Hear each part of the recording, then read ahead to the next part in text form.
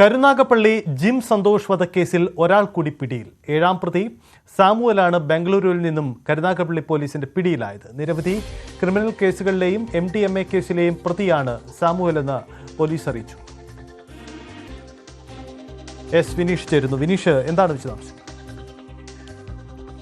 Karunagappally gym Santhosh കൊലക്കേസിലെ 7ാം പ്രതിയാണ് ഇപ്പോൾ പിടിയിലായിരിക്കുന്നത്. 7ാമത് ആളാണ് പിടിയിലായിരിക്കുന്നത്.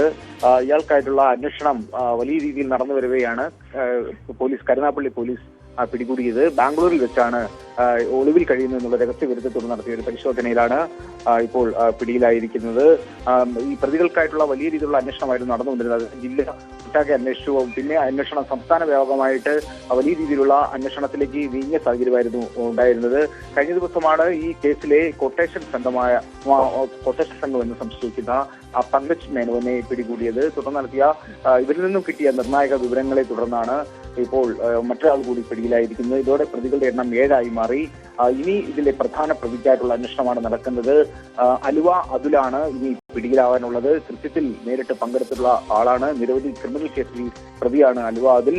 അയാൾക്കായിട്ടുള്ള അന്വേഷണം നടക്കുന്നു. ഇപ്പോൾ പിടിയിലായ ആളെക്കുറിച്ച് പോലീസിൽ നിന്ന് നമുക്ക് അറിയാൻ കഴിയുന്ന വിവരം, ഇവർക്ക് സഹായങ്ങൾ എത്തിച്ചു നൽകിയ ആളാണ് ഇപ്പോൾ പിടിയിലായിരിക്കുന്നത്.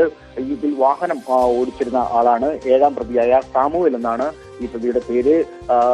എന്തായാലും അയാളെ പിടികൂടി ഇപ്പോൾ ചോദ്യം ചെയ്ത് വരികയാണ്. ഇത് കൂടുതൽ വ്യക്തത ഇനിയും വരാനുണ്ട്. കാരണം ഇയാളെ ചോദ്യം ചെയ്തതോടുകൂടി ഈ കൃത്യത്തെക്കുറിച്ചുള്ള കൂടുതൽ പങ്ക് പോലീസിന് വ്യക്തമാകുന്നു. അതുപോലെ തന്നെ ഇവർ സഞ്ചരിച്ചിരുന്ന വാഹനം ഒരു വെള്ള ഇന്നോവ കാറിലായിരുന്നു കൃത്യത്തിനായി പ്രതികൾ ഉപയോഗിച്ചിരുന്നത്. ഈ കാർ ഓടിച്ചിരുന്ന ആളാണ് ഈ സാമുവൽ.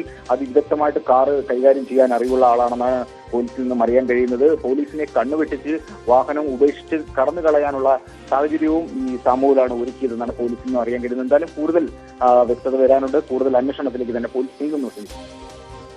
അതാണ് സാഹചര്യം. എന്തായാലും ഇക്കാര്യത്തിൽ ഇന്ന് വളരെ പ്രധാനപ്പെട്ട അറസ്റ്റാണ് ഉണ്ടാകുന്നത്. കരുനാഗപ്പള്ളിയിൽ ഈ കേസുമായി ബന്ധപ്പെട്ട അറസ്റ്റാണ് സംഭവിച്ചത്.